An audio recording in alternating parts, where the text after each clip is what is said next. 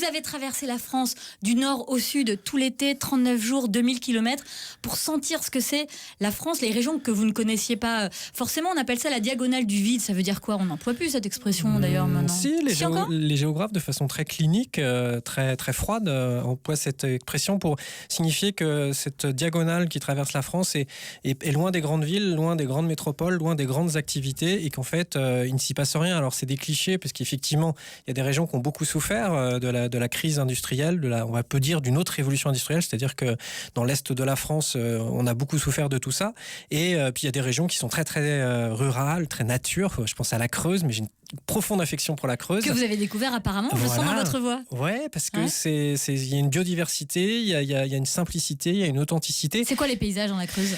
C'est assez vallonné, avec des étangs, avec des lacs. Les mauvais esprits disent que c'est un trou et que c'est, on va dire, allez, je suis méchant, je suis très citadin, c'est des pecnos, mais pas du tout, parce qu'en fait, c'est là on y ressent les oiseaux, on y ressent les odeurs. C'est beau, c'est naturel. C'est naturel. Et figurez-vous que cet été, la Creuse avait fait le plein, les chambres d'hôtes étaient pleines, les hôtels étaient pleins, et tant mieux pour la Creuse, tant mieux pour le Limousin, et tant mieux pour ces régions qui le méritent, parce qu'on peut aller en vacances dans la Creuse et c'est aussi bien que dans le Var ou dans le Vaucluse. Enfin bref, la France est un pays merveilleux. C'est ce que vous avez découvert, Stéphane Dugast, et d'autres régions aussi, les Ardennes, la Meuse, où là vous avez été surpris par une pratique particulière.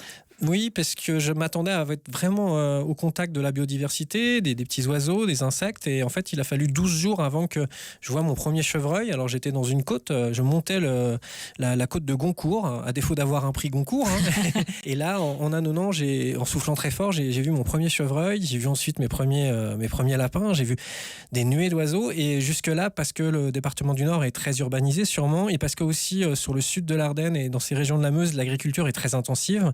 Beaucoup d'usage de pesticides, la biodiversité, il n'y a pas non plus ce bocage et ces corridors de la biodiversité qu'on voit ailleurs. Alors je jette pas la pierre sur l'agriculture et sur les agriculteurs forcément, je jette la pierre sur notre façon de voir l'agriculture, notre façon de consommer les circuits, et en allant entre 8 et 15 à l'heure, le constat que j'ai fait, c'est que il a fallu que 12 jours pour que je voie vraiment mes premiers animaux. Et vous avez pu discuter avec, j'imagine, des agriculteurs et leur demander s'ils avaient envie de changer, de passer peut-être au bio, au plus naturel? Alors pour être totalement franc, dans les Ardennes, je me suis retrouvé dans un troquet où là il y avait des agriculteurs qui venaient juste de faire la moisson, qui visiblement a été très très bonne cette année vu les conditions climatiques. Et c'est quelques jours plus tard où je suis tombé sur une agricultrice. Alors on va trouver encore que je suis dans du cliché, mais qui venait juste de passer au bio, qui venait de changer de manière d'utiliser la terre, et au final on a eu une discussion passionnante.